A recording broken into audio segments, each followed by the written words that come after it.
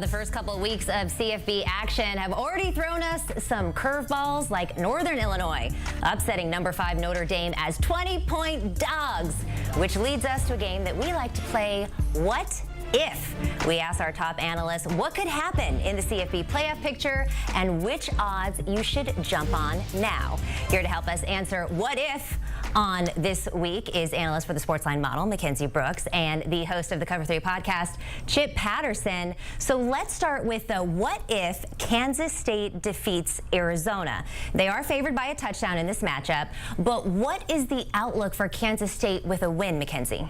From a betting perspective, if you like Kansas State, you want to get your tickets in on them to make the playoff right now before this game, and you want to get your tickets on them to win the conference championship, the Big 12 here, because right now we give them around a 42% chance to win the Big 12, which in turn to us means those are their only chances to get to the playoffs, is winning that conference right now. So if they win this game, that goes up to 48%, and if they lose this game, that goes down to 29%. So a lot more to lose than to gain. I would call this a must-win for them, because although it's technically not a conference game, even though they are now in the same conference, it does still start to count towards your head-to-head. So I could see this plus 400 to win the Big 12 go down to plus 300. So my Kansas State backers, I'd act on that ticket now before this weekend.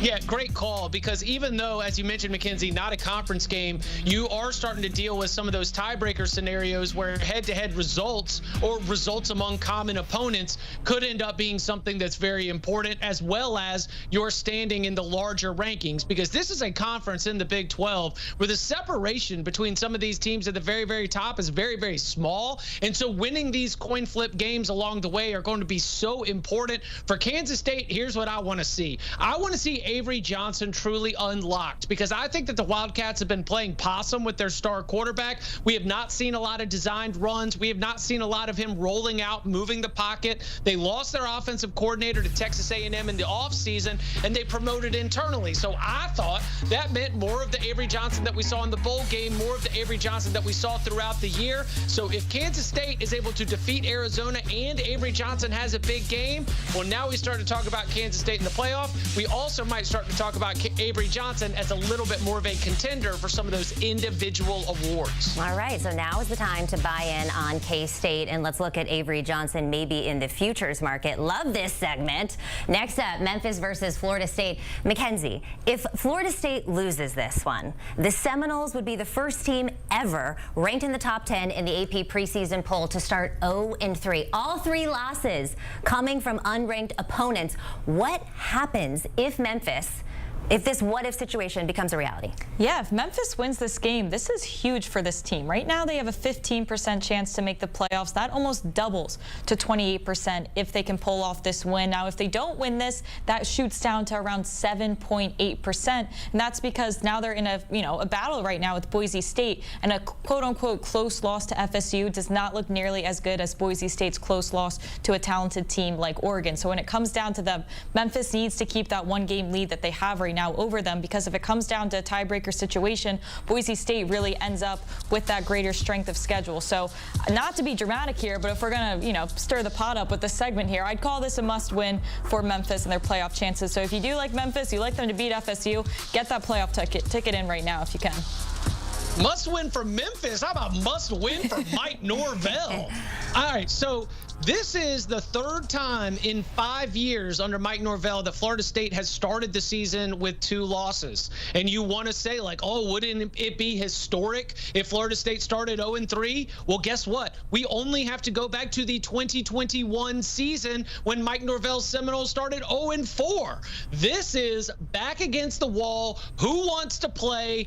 This is gut check Saturday for the Florida State Seminoles. And so I think that all the pressure is really not on Florida State. Like, forget the playoff, forget the ACC championship. If Florida State wants to be a bowl team, yes, that's right. If Florida State wants to be playing in the postseason, I think you got to win this game. You got to get some confidence, because for a team that has relied so heavily on the transfer portal, not from players that you recruited out of high school, not from kids that grew up knowing they were going to go to Florida State their whole lives, but from players who started their careers elsewhere, if you want to avoid losing that locker room, you have got to get things back on track. Change the quarterback, change the defense. I don't care what you change, but you've got to change the results if you're Mike Norvell. Chip, just to follow up on what you just said and looking at the Florida State side of things, how big of a hit would the Seminole brand take if they do start 0-3 after this season? Seemed to be their revenge tour.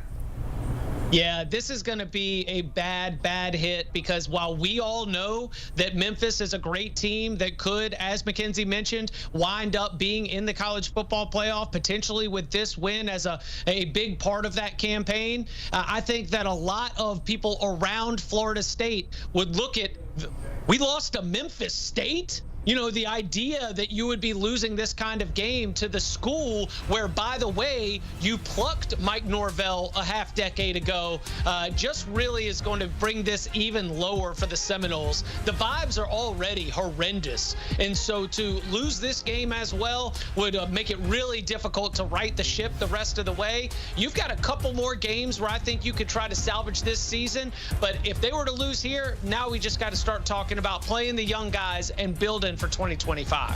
You know, I think about FSU and this team, and I think about what all of these teams who are underperforming can do for the rest of these, playoff hopefuls. And it's, if FSU continues down the path they're down, if Notre Dame ends up losing this weekend, which could be likely as well, now that's opening up the door to maybe Kansas State can be a one-loss Big 12 team. In my eyes right now, the Big 12 conference champion is the only one getting there. But if some of these teams continue to perform under expectations, maybe we get 3-loss SEC teams, maybe we get 1-loss Big 12 team. So it definitely could stir the pot if we see FSU down the path they keep going, and Notre Dame as well. You know, we have a producer here, Noah, who is a big FSU fan, just had a baby recently. Unfortunately, there is a fear that the baby is a mush. So just for that reason, really hope that FSU pulls this one out. Moving on here, Notre Dame suffered an embarrassing upset last weekend to Northern Illinois, despite being 28-point favorites. Now, Vegas set the Fighting Irish as a double-digit favorite, but the line is now down to 9.5. So we've seen a little bit of movement there. But what if they suffer back-to-back losses, Mackenzie? That's it for them in our eyes. It's a 0% chance to make the playoffs. Right now, in my eyes, you have to win out. And we give them only a 5.5% chance to win out, because you have about 7 softball games, quote unquote, and then you have 2 games, USC and FSU, that we give them around a 30% chance to win both of those. And then you get around a 30% chance to go 7-0 in those softball games. So it really becomes quite under a 10% chance optimistically that you can win out. So again, if they lose this game, I mean, it's a 0% chance, but right now they're still holding on by a thread. Yeah, if Notre Dame can't fix its offense, it won't beat Georgia Tech. It won't beat Louisville. Like, forget about FSU and USC. I mean, these playoff hopes might be cooked, and they might be able to escape against Purdue. I do think that this is a Boilermakers team that's a big question mark. Week 2, they were off. Week 1, they mashed FCS Indiana State. It would not surprise me if the more battle-tested Fighting Irish are able to get in and out of West Lafayette with the win, but I'm more concerned about the quality than anything else, because while Marcus Freeman is able to get up there and be like, it's okay, guys, we've been here before, and that is the problem, that you have been here before. The fact that you lost 2 games in a row at the beginning of the season just 2 years ago, there were just 9 losses in the last 5 years of the Brian Kelly era. Marcus Freeman, since taking over, already has 9 losses. There's been such a downgrade in the win-loss record as we've had that coaching transition. So a lot of pressure on Freeman to get this turned around, and get this turned around quickly, because everyone looked at that schedule in the preseason and they started thinking about Notre Dame hosting a playoff game. Now, I don't even know if they're going to sniff the thing. Well, you already kind of hit on it there, but I want to ask you, Chip, how hot is this hot seat for Marcus Freeman? What's the status? Oh, I would say that it is an immense amount of job pressure. Hot seat requires everybody to start rounding up the buyout money and targeting whoever the next Notre Dame coach is going to be. But as we sit here in September, there are very few coaches who are not already on the hot seat who face more job pressure. Like a Billy Napier, that's a hot seat situation at Florida. Sam Pittman, hot seat situation at Arkansas. Marcus Freeman's not there yet, but let him start 0-3 and we will crank that up quickly. They'll start passing the hat around and seeing if they've got enough for that buyout. But right now, I'm just going to call it real job pressure, where he's got to finish it, 9-3? You know, not like 8-4 is even a disappointment right now. I think there's a lot of confidence that is being lost by the week in terms of whether Marcus Freeman is the right guy for the job at Notre Dame. All right, so some real job pressure there. It's not too hot quite yet, but if they go down to 0-3, Chip, you're saying it's going to get real hot there in South Bend. That's our Chip Patterson of the Cover 3 podcast, and of course, Mackenzie Brooks from the Sportsline Model. Thank you guys for your time. And if you like what you saw here from Chip, well, why don't you check out the Cover 3 podcast? It's the perfect call for any diehard college football fan. Our guy Chip is joined by Danny Cannell, Tom Fornelli, and Bud Elliott as they take you from National Signing Day to the National Championship. It's the Cover 3 podcast. You could scan the QR code on your screen right there or listen to it wherever you get your podcasts.